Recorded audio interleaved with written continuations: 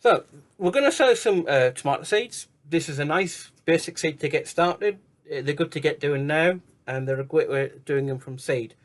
I'm going to show you a pretty straightforward way of sowing them from seed, and I find this is quite successful. There'll be a few little tricks and tips I'll put in here as well, just to help you along. Okay, so we're using a variety called Alicante. These are nice, cheap and cheerful seeds from Wilco's. All the garden centres and shops also useful. And that's pretty much what we'll do. Now then, first thing you've got to make sure is everything has got to be clean. All right, so I've used fresh compost straight out the bag. Little tip for you when you are doing any seed sowing early springtime, don't just get the stuff straight out the bag, straight out the garage or the shed if it's cold. If it's cold, it will affect the germination. So ideally, chuck some in a carrier bag and put it somewhere that it can warm up a little bit overnight. Just at room temperature. You don't need to stick it in an airing cupboard. Just knock a few degrees off it. Okay. The same can be said for the water, which we will be using. That's in a clean bottle, and that's tap water. You see how clean that is? Okay. And we always use tap water because it's sterile. There's no bugs in it which can affect the germination rate. The reason why I don't use water from a water butt, as you can see, that's my little... That's allegedly out of a clean water butt, and you can see what floating about in it. So it's not very clear, it's not very hygienic. It's okay for bigger plants in the summer, but for seeds, nah. We'll keep that out of the way. So first, we will just it's what I call knocking the compost down. All right, what it does is it gets all the lumps and the bumps out. Also, you can get to see if there's anything in there which isn't meant to be. You sometimes get bits of twigs, sometimes bits of... I've had bits of plastic before. Okay. You don't want to knock it down too much, just enough to get the worst stuff. Okay. Because you still want some drainage in it, after all. Okay. Now, you can use seed trays, little half seed trays, which I have above my head. I don't tend to use a full tray because, to be honest, that's a lot of seed that you would need, and you're going to waste a fair bit. So that's a conventional seed tray. Okay, they're easy enough to work with. Get a rigid one if you can. If you don't want to do that, do what I do. Is these mushroom pots are great. You get these, wash them out, nice bit of recycling. They're a good solid little tray, and I use these a lot for seed sowing. So you need to put a bit of drainage in, so you're going to need a pair of scissors. You could use a lighter and you massify the place, so don't. You could use, I've seen people use a blade before, but the chances are it could be dangerous. So scissors are good, just nip their corners. Or you just want to let a bit of water through, okay, and that's all really what we're looking at. Okay. So get it level. Fill her up. You don't want any air pockets, so give it a bit of a tap down. Okay. It wants to be level, so this is just a bit of scrap wood really.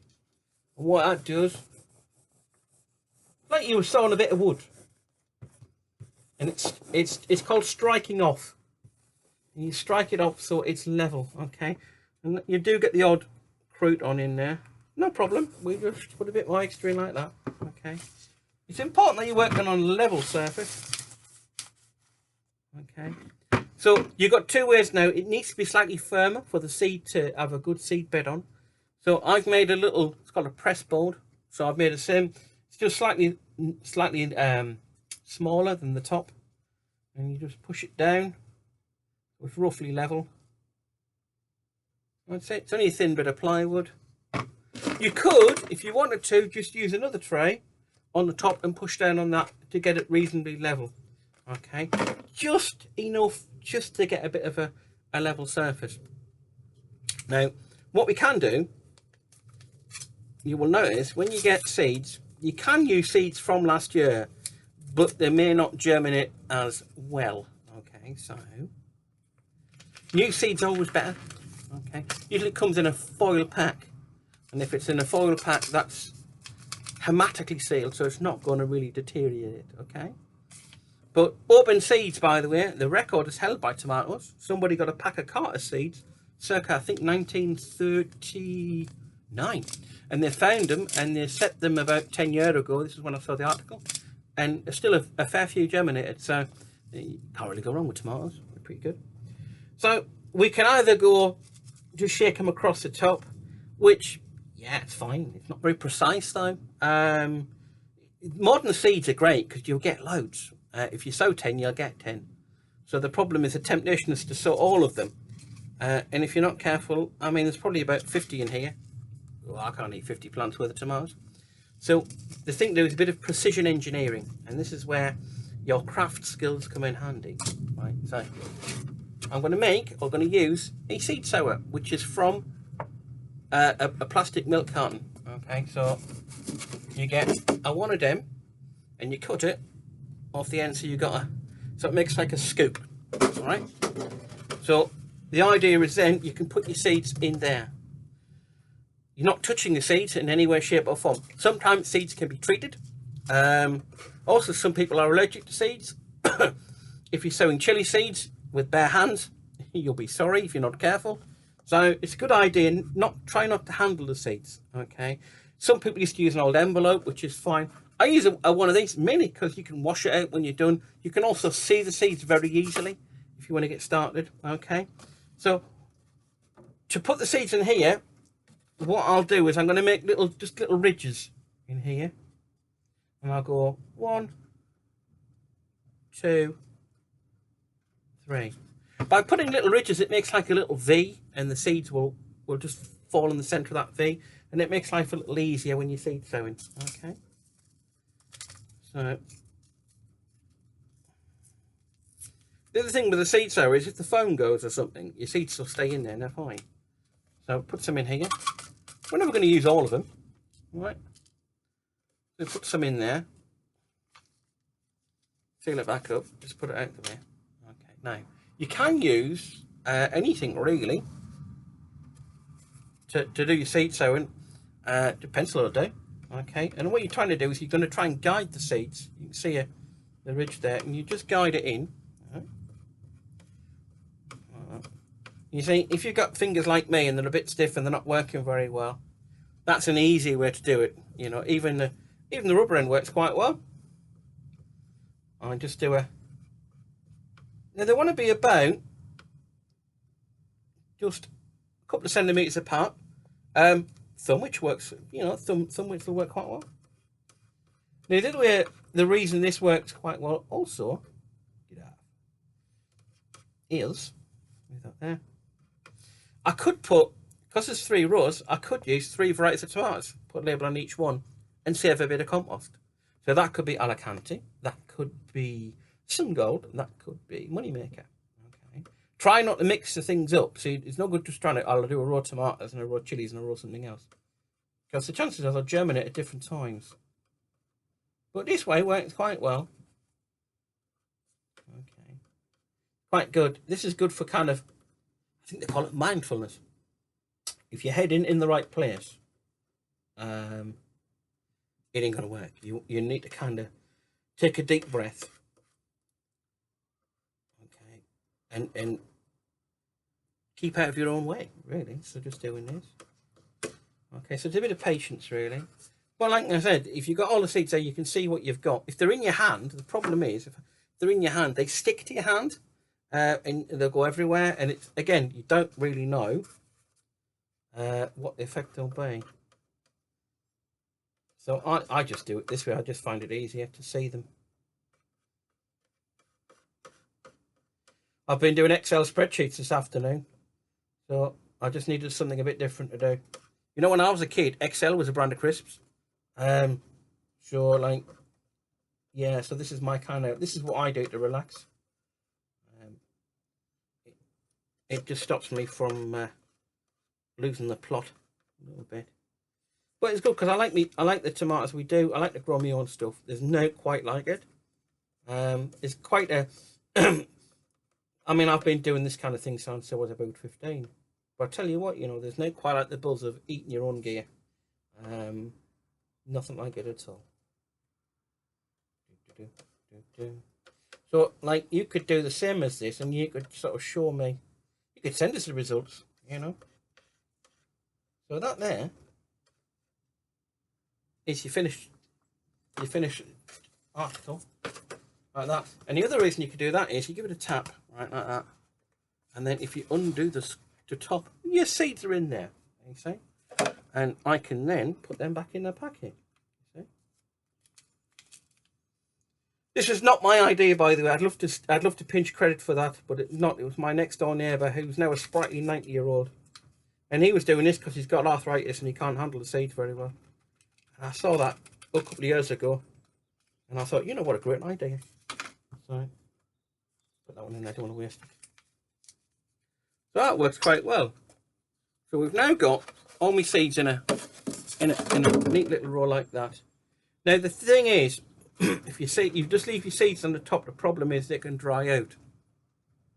Now by putting a little drill in them, they're going to be just below the surface. So you're going to need to cover that. So you can either sieve a bit of soil over the top, okay, or you can just run a little bit through your hands, like that.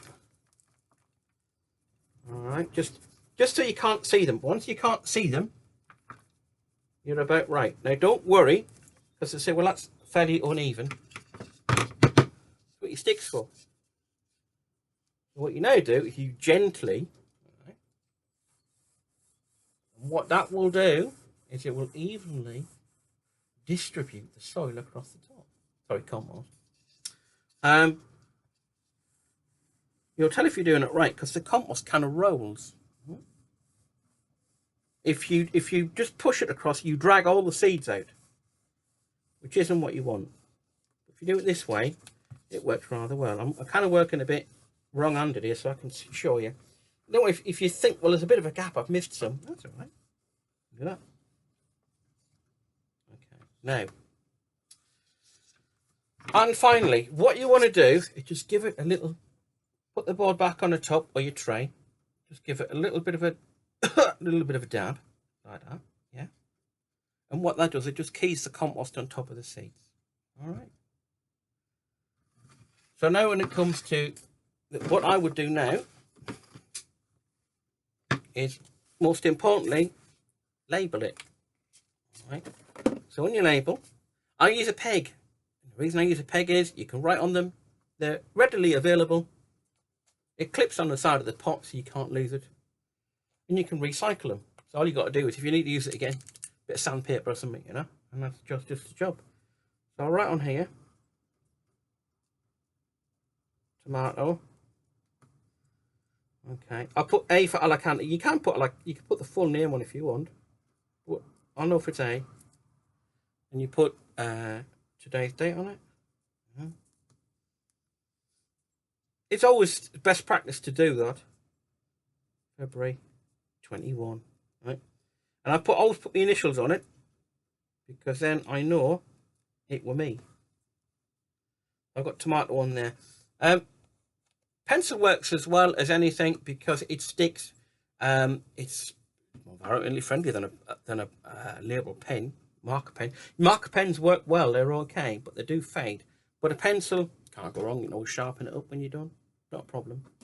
So the last thing we would do is to water it. Now normally I water this on the floor, but I don't want to walk around with a laptop in my garage if I can help it. So I can water it up here. Now what you want to do is water it nice and evenly, okay, and give it really about a 3-second burst. 3 seconds, 3 elephants is what I say to people. 1 elephant, 2 elephants, 3 elephants. And you do that with your watering can, and that should give you a sufficient amount of water to water over the top. Once your little seedlings are poking through, okay, then you can just sit it in a tray with some water, and it'll take the water up, and that way you don't flatten the seedlings on the top. Okay. Now I am going to water this one. This is a little gadgety jobber I picked off the internet, which I thought were very good. And what it'll do, a bit more.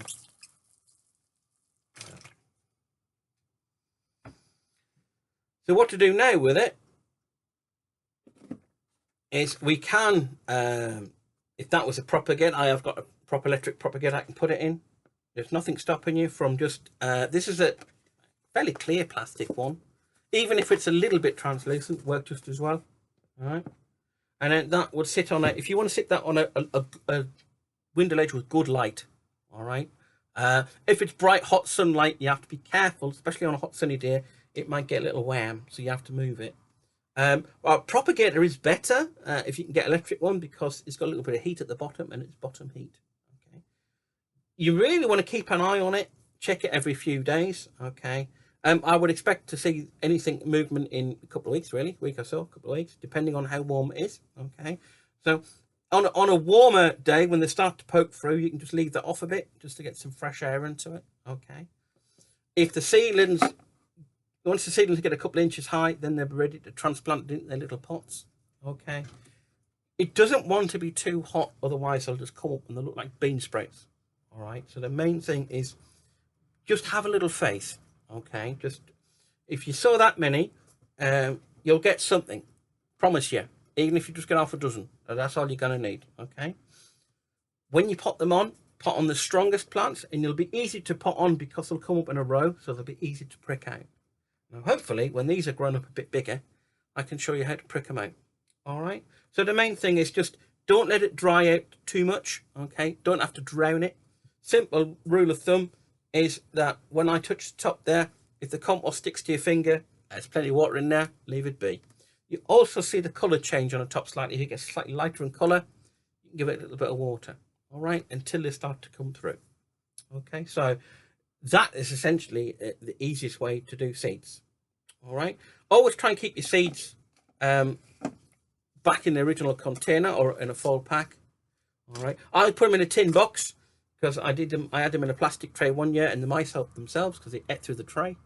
So just keep them safe like that. Just remember also wash your hands because you've been dealing with compost. Okay, and look forward to your tomatoes for next year. Easy peasy. Piece of cake. Well, piece of tomato cake anyway.